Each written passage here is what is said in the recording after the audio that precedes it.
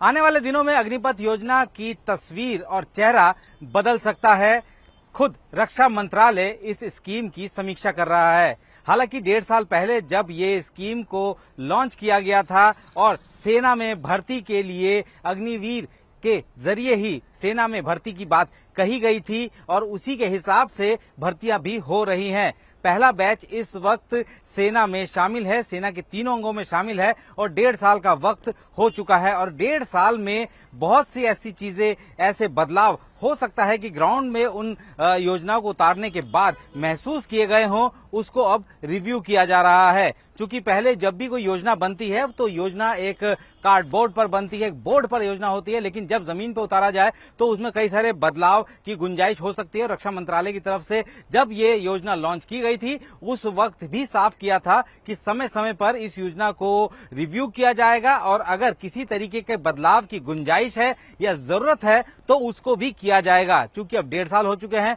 तो डीएमए यानी कि डिपार्टमेंट ऑफ मिलिट्री अफेयर्स के ने तीनों सेना के अंगों से जानकारियां मांगी है, ऐसा सूत्र बता रहे हैं और जानकारियां काफी हद तक मिल भी चुकी हैं और उसी के हिसाब से अब स्कीम में किस तरीके के बदलाव किए जा सकते हैं उस पर मंथन भी हो रहा है। कुछ बड़े ऐसे पॉइंट्स हैं जिसको सिलसिलेवार समझाना बहुत जरूरी होगा क्योंकि इस योजना से लाखों लोग जो हैं वो प्रभावित हैं और कई सारे ऐसे लोग हैं जो कि सेना में भर्ती होना चाहते हैं, उनके लिए कंफ्यूजन की स्थिति भी हो सकती है। इसीलिए सिलसिलेवार तरीके से समझाते हैं। जिस वक्त ये योजना को लागू किया गया था तो 4 साल के लिए इस योजना को रखा गया था, यानी कि जो अग्निपथ स्कीम के तहत जिस भी सैनिक की भर्ती होगी, जिसको अग्निवीर कहलाया जाएगा, उस अग्निवीर को 4 साल तक सेना में भर्ती किया रखा जाएगा। उसमें जो ड्यूटी है 4 साल की होगी और हो सकता है कि जो रिव्यू है उस रिव्यू में इस समय सीमा को भी बढ़ाया जा सकता है, लेकिन कितना बढ़ाया जाएगा ये फिलहाल साफ नहीं है। दूसरी चीज ये कि जिस वक्त ये स्कीम लॉन्च की गई थी तो जितने भी 4 साल में सैनिक भर्ती किए गए हैं अग्निवीर के तहत, उनमें से सिर्फ 25% लोगों को ही, यानी 25% अग्निवीरों को ही रिटेंशन की बात कही गई थी, यानी कि वो 4 साल के बाद जो ओरिजिनल सोल्जर है, सोल्जर के तौर पर वो अपनी सेवाएं देंगे। हो सकता है कि ये जो बदलाव की बात कही जा रही है इसमें ये जो 25% का जो रिटेंशन है इस नंबर को भी बढ़ाया जा सकता है, लेकिन कितना बढ़ाया जा सकता है ये अभी तक साफ नहीं है। कई रिपोर्ट्स अलग अलग हैं जिसमें 50% तक भी कहा गया है, कुछ रिपोर्ट्स 75% भी कह रही है, लेकिन अभी तक जो सूत्र बता रहे हैं कि ये कहना भी बहुत मुश्किल है कि कितना परसेंट बढ़ाया जा सकता है, लेकिन हाँ, ये जो रिटेंशन है, रिटेंशन का परसेंटेज बढ़ सकता है। इसके साथ ही अगर हम लोग बात करें कि जो ऐसे अग्निवीर जो कि ट्रेनिंग के दौरान जिनकी मौत हो जाती है या फिर वो चोटिल हो जाते हैं या ऑपरेशंस में जिस तरीके से वो हताहत होते हैं, तो उनके परिवार वालों को किस तरीके का फाइनेंशियल असिस्टेंस देना है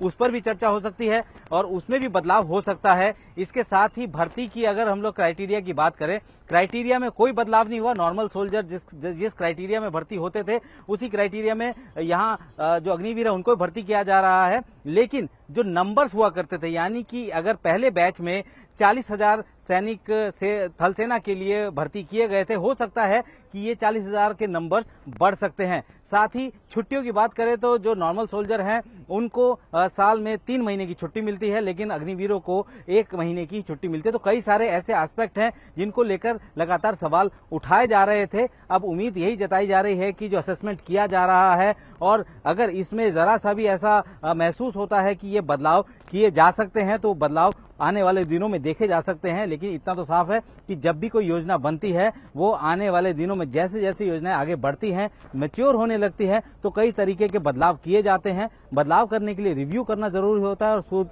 सूत्रों की माने तो रक्षा मंत्रालय में इस वक्त इन सब को रिव्यू किया जा रहा है और उम्मीद जताई जा रही है कि आने वाले कुछ दिनों में इस तरीके की खबर साफ हो जाए कि अग्निपथ योजना में ये बदलाव, इस तरीके के बदलाव आगे देखे जा सकते हैं।